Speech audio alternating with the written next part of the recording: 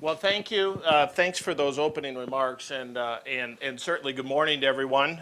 It really is a pleasure for me to be here to launch this exciting initiative. We are so pleased that HKUST has agreed and is launching this Institute for Emerging Market Studies.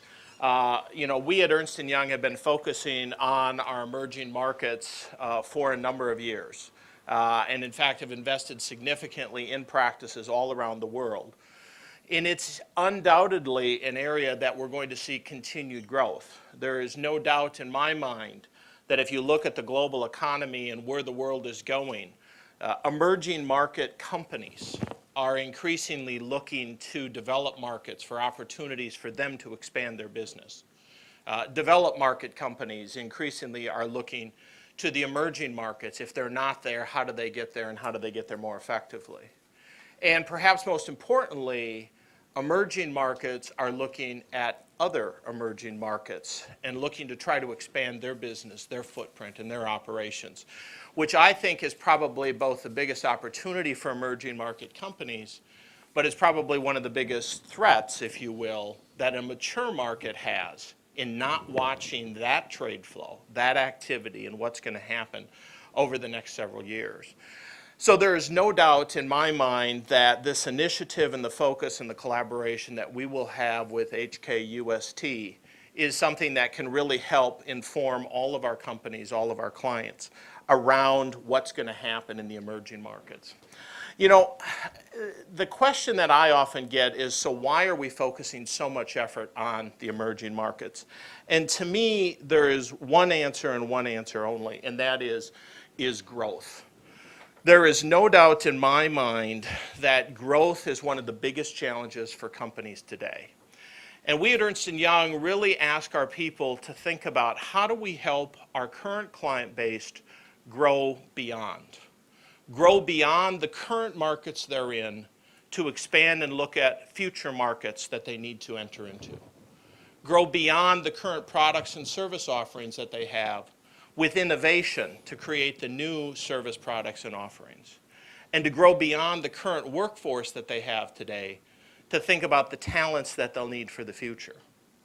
Every quarter we publish a growth survey, and you'll see that the Rapid Growth Markets forecast clearly demonstrates that our emerging market practices will be growing about 6% compounded annually, probably 5 percentage points higher than the mature markets. That's why we're focused on the emerging markets. That's why we're driving our energies and our focus around this business. And one of the things that's clearly driving the growth of our businesses is trade. Trade flow is starting to have a huge impact on the growth of the markets. The pattern of growth, the emergence of Asia, of sub-Saharan Africa, is inevitably driving a significant portion of the trade flows that are impacting the emerging markets. We did a study about a year ago we called Trading Places, which fundamentally looked at the trade flow analysis and said, understand the impact that the trade shifts are starting to have. The emergence of the emerging markets as their percentage of global trade is having a dramatic impact. Watching what happens with trade flows and why they matter. And on the right-hand side, you'll see that as you start to look 20 years out, the impact that trade is going to start to have, the share of worldwide trade that China and India alone are going to have vis-a-vis Germany and the US is dramatic. That's one of the biggest impacts and one of the biggest challenges that the economies are starting to see as we move things forward. And so the biggest impetus behind that trade flow, we believe, has been the emergence of interregional cooperation agreements. And on the left-hand side, you'll see that those interregional agreements have absolutely exploded across the world. That is starting to fuel the global trade dynamic. In Asia alone, we anticipate interregional trade within Asia will approach $5 trillion in the next 10 years. That impact cannot be ignored in terms of the impact that the business is having.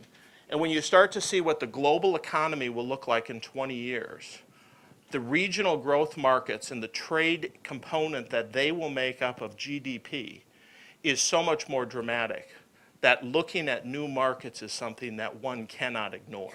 And so inevitably, this will have a dramatic impact. But it's not just the new economy. To me, beyond growing new markets, we have to grow new services and we have to grow new solutions.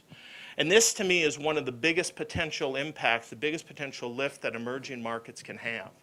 If you look at innovation, if you look at the creativity of new services and of new products, the emerging markets are still behind some of the countries that are viewed as the innovators and the project developers. If the emerging markets can fundamentally expand the amount of time and effort and money that they spend in research and development to create more innovation, to create more new products and more new services, and couple that with the advantages that they already have, the potential for these economies to explode in their growth beyond the mature market economies really is compelling. And the challenge is, how do government and business work together to encourage innovation, to encourage research, to encourage this type of activity to really mirror and leverage beyond the marketplace opportunities that exist today.